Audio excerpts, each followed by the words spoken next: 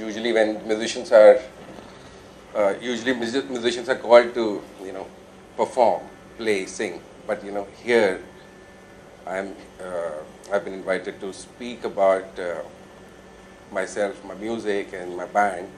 And at the same time, good introduction that I got that apart from being a classical violinist, I'm also a rock musician. That sounds quite promising. Yeah. Well, talking about music, Indian classical music, my talim, my training was started when I was 7 by my grandfather, my guru, Pandit Sharat Srivastava. And it's like music is there in the family. And so we picked up the violin in a very natural manner. And it's just so happened that, I used to see my grandfather getting students from abroad and, constantly learning. So Indian classical music, the ragas which we learned, it came very naturally to us. And, me and my, my siblings and my brothers, sisters in the family. So we used to learn, and then in a very natural way, what we did was, by the time I was 11 or 12, my grandfather started taking me to concerts. But learning the violin, the ragas for so many years, after, still there is a beautiful relationship. I'll talk about the ragas, what they mean to a classical musician. Ragas are for us is something which is not a scale, which is there existing in Western classical music. Ragas for us are something which you can see, you can feel, you can hear is primarily the main thing. But at the same time, every raga, morning ragas, we have such beautiful ragas in Indian classical music.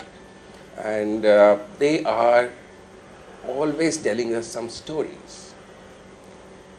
So every raga that you learn it for many years. Like still today, I'm still learning Raga Yaman, which I started learning when I was 7 or 8. Every time I play that raga, it might be a first year raga in classical music that is taught to a kid.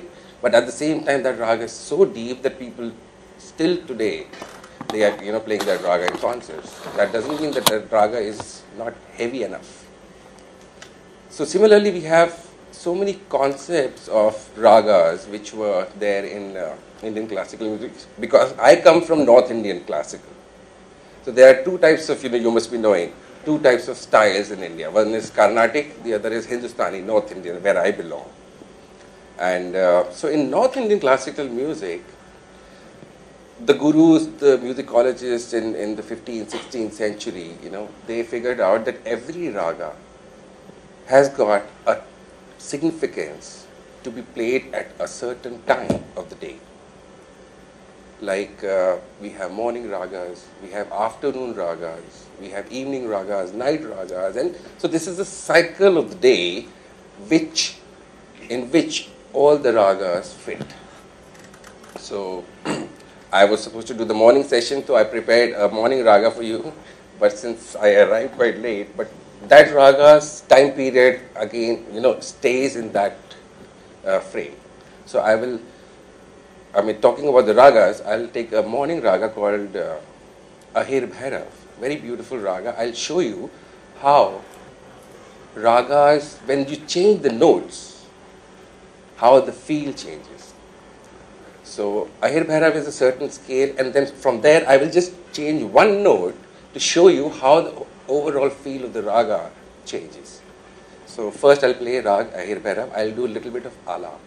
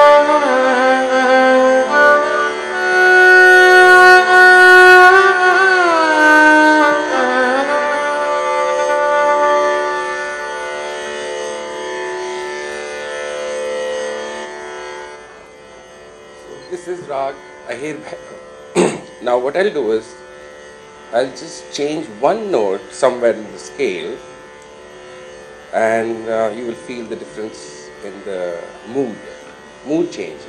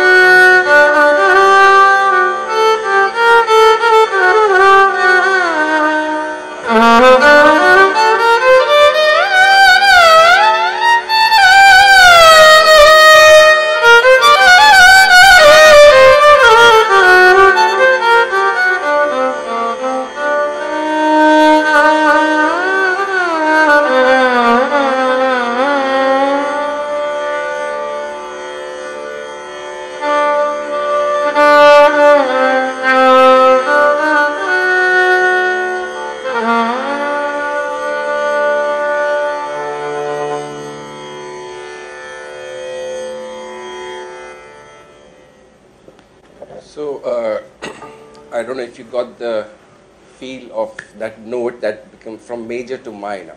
So we have so many ragas, such beautiful ragas which have been composed by great maestros and musicologists in North Indian classical music and South Indian classical music, that every time we play a rag, it's a different feel. It's like an amazing, it's like a therapy for us.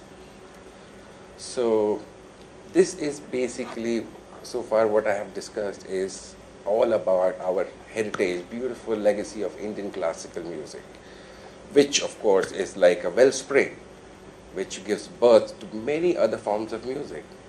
So like the Shastriya Sangeet, the classical music, first was Dhrupad in the times of Tansen, 15th century. Dhrupad was a style of singing which was like very heavy and very powerful singing. So Dhrupad gave birth to Khayal singing. Khayal is a lighter form of singing than the Dhrupad. And then we got many more styles which came from Khayal Gaiki, was Thumri, which is even a lighter form of classical music, so-called semi-classical music. Then we have Thumri, then we have Tappa, then we have Kajri, and all these beautiful styles. So I will tell you a little bit about my style of violin playing in North India, apart from rock. Is basically I grew up learning from my grandfather. My grandfather was disciple of Baba Alauddin Khan Sahab from Maihar Gharana, also called the Senia Gharana. Baba Alauddin Khan Sahab, popularly known as the guru of Pandit Ravi Shankar and Ustad Ali Akbar Khan Sahab, the two great stalwarts, pillars of Indian classical music. And so we have the same Gharana school system in my grandfather's house. And so he developed certain techniques on the violin which were very, very accommodating and which were very common to sitar and sarod techniques as well. There is one style of violin playing that's been prevalent in North Indian classical music is Gaikira. And then there is another style which is called the Gatkari style. So my grandfather did some research on the instrument, how this violin should be played, because as we all know, violin is basically a European instrument, the violin family. So, the Western classical music is played on the violin, jazz is played on the violin, and so many other forms. So he did some research on the instrument and then figured out that there is so much that can be done on this instrument, like, playing some Western classical bowings can be used for Indian classical concerts. Why not? So he basically did some research and tried to accommodate those Western classical music techniques on Indian classical, which were very beautiful. And it just gave a new dimension to the violin playing in North India. And so basically, if you play the violin in North Indian fashion, and if you have mastered those techniques, then you can play this instrument with, let's say, jazz or rock or blues or any form of music. Now, talking to other forms of music and my collaboration with other forms of music, like the gentleman mentioned that, I started out in college when playing with Parikrama. So yes, you can call me like a bit of rock musician in me is still there. And I was experimenting that time. I was just in college, and the band was formed, and we started, experimenting the use of violin in rock. How do we use it? That doesn't mean that, I become a rock musician and I'm headbanging and, I'm doing all those crazy things, what you see in a rock concert. In Parikrama also, my role was there to give Indian classical touch to the whole concert. If you listen to my old recordings, that time YouTube was not there, and I left the band in 2003. So I played for about 12 years in Parikrama. And there also in Parikrama, along with rock distortion, heavy distortion guitars, drums and loud sound, I was adding my Indian classical violin touch to the whole sound of the band. When you talk about chords, the first thing that comes to your mind is, chords to me means harmony, harmonic structure. What is harmony? Like if you're singing a song and if I'm humming along the same tune, or if I'm giving like a harmony to the thing, so basically you're hearing two different voices singing two different things, but they are in harmony. So this concept of harmony is there in Western music, Western classical music. Is there in rock, is there in, but the harmonic concept, the concept of harmony is not there in Indian classical music. Indian classical music is monophonic sound, single sound. I will show you how this concept of harmony works in Western classical music. Talking about fusion music, I have a beautiful song with me, the gentleman will play from there. It's called Inspired. You will hear this song played, or it's a track that will be played, and I will add my violin onto it, just to show you how a raga blends into let's say, a Western song. I will still play my own raga only, but how it blends into the track.